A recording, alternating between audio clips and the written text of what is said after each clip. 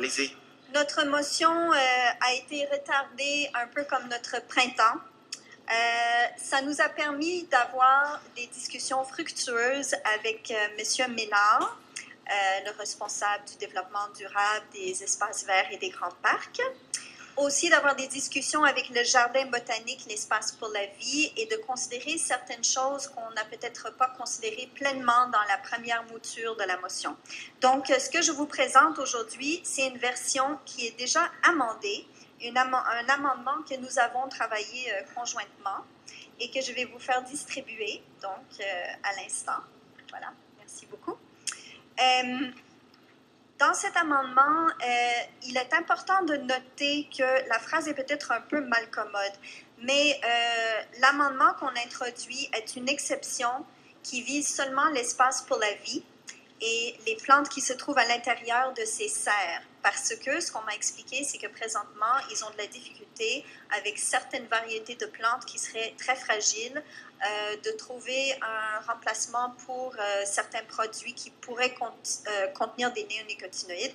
Donc, quand on dit ceux d'ici la fin de l'année 2015, ce temps-là qu'on alloue, en fait, ça c'est pour la modification de la réglementation et non pas, ça ne s'applique pas à l'espace pour la vie qui pourront donc avoir l'exception et continuer à utiliser le produit tant que nécessaire.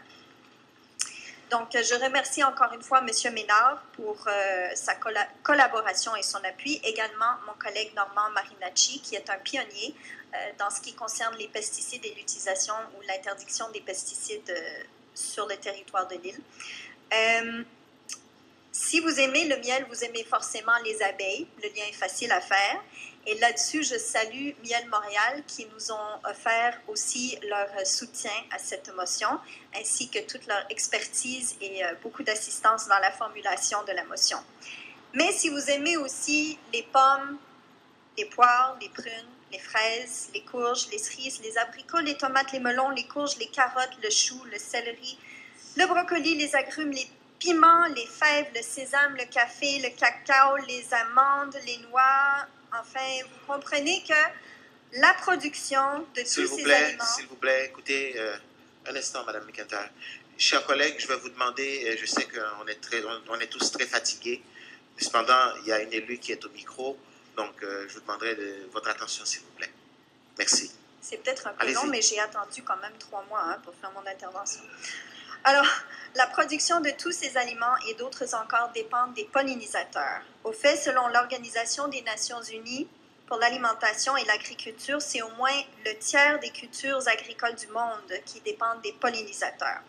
Les abeilles et autres pollinisateurs font face aujourd'hui à un syndrome d'effondrement des colonies d'abeilles sans précédent, et ce qui coïncide avec l'introduction sur le marché des néonicotinoïdes et leur utilisation massive dans les champs de culture de maïs et de soya, surtout. On parle beaucoup d'abeilles quand on parle de néonicotinoïdes, mais il faut comprendre aussi que ça affecte tous les pollinisateurs, dont les papillons également, grands butineurs à leur façon, et dont la population est également en déclin chez les monarques.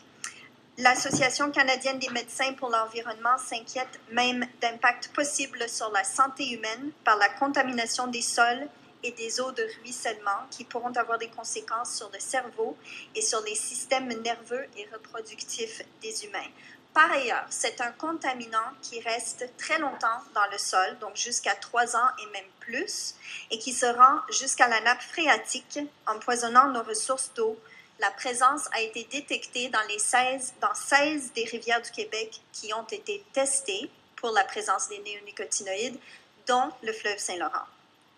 Je veux clarifier ce de quoi on parle avant de continuer, parce que peut-être pour certains d'entre vous, néonicotinoïdes, c'est un pesticide comme un autre. En fait, c'est un pesticide qui est systémique. Ça veut dire que c'est répandu dans toutes les parties de la plante. Ça cause chez l'insecte la paralysie, la confusion, un manque de coordination. Il ne comprend plus comment faire fonctionner ses ailes et éventuellement la mort. Et je fais ici aussi un petit parenthèse pour parler de la grille Dufresne et du produit qu'on utilise. Il ne faut pas avoir de confusion parce que la question m'a été posée. Le triazine, le produit qu'on appelle le triazine, qui est un produit à base de azadiractine, n'est pas dans la famille des néonicotinoïdes. En fait, c'est un dérivé d'une substance qui est présente dans l'huile extraite des graines de margousier. C'est donc un biopesticide. Il est par ailleurs biodégradable en dedans de 4 jours et présente une toxicité faible aux mammifères.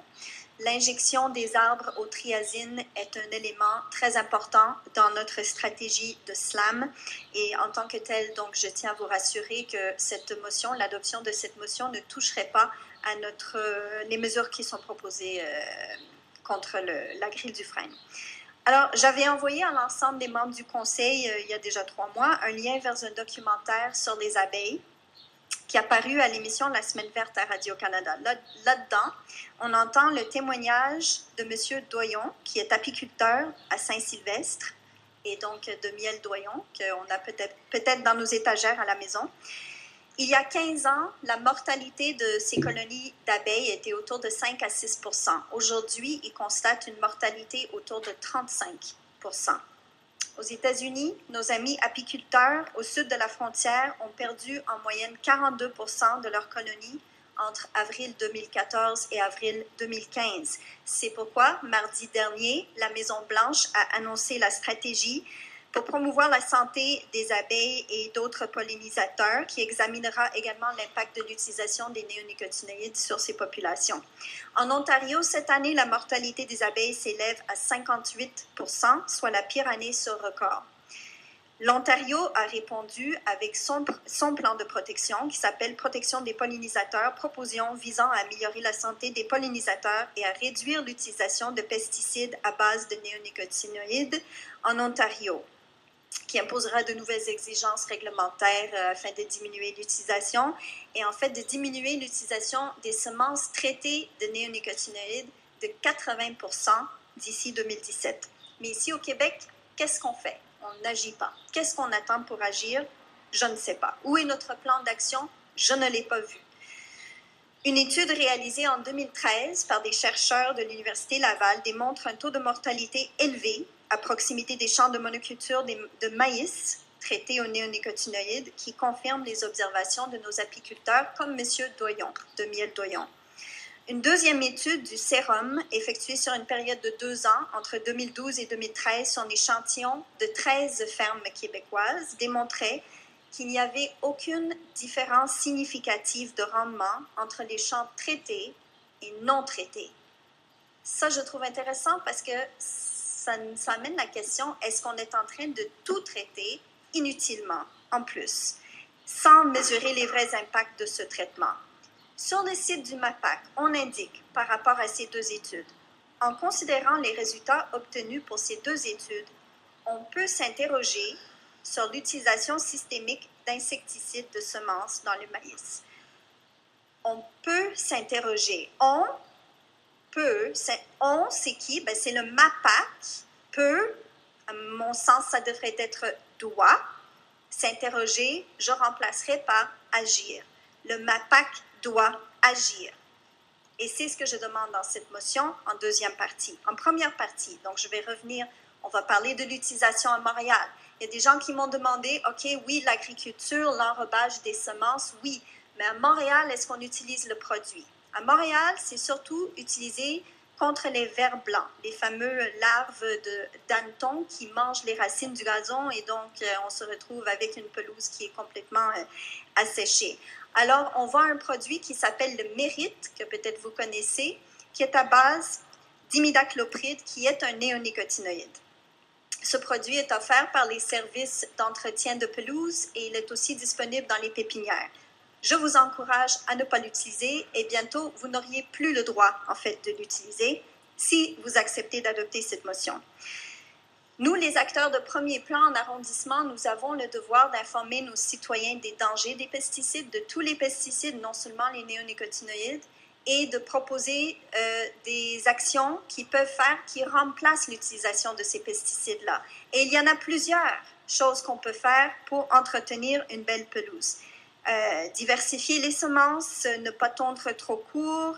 Il y a même un conseiller qui m'a proposé aujourd'hui que les coquilles d'œufs peuvent faire l'affaire en ce qui concerne les larves blancs, les vers blancs.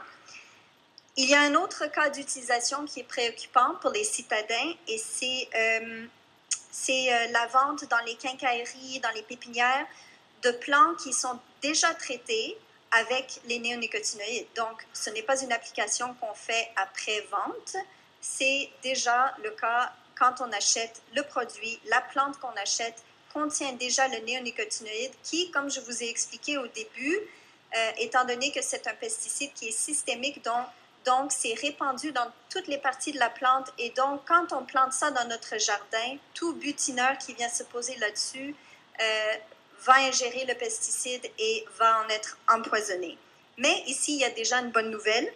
Les chaînes de rénovation et de quincaillerie Rona, Home Depot et Lowe's ont annoncé dernièrement et en rafale qu'ils mettront des restrictions sur la vente de ces produits qui contiennent des néonicotinoïdes et ça, ils l'ont fait tout seul, sans être poussés. Or, à mon sens, une ville devrait aller de l'avant. C'est la preuve que nous sommes en arrière dans cet enjeu quand on entend sortir des annonces du domaine privé prenant les devants, qui eux-mêmes décident de prendre les devants en s'autoréglementant. En conclusion,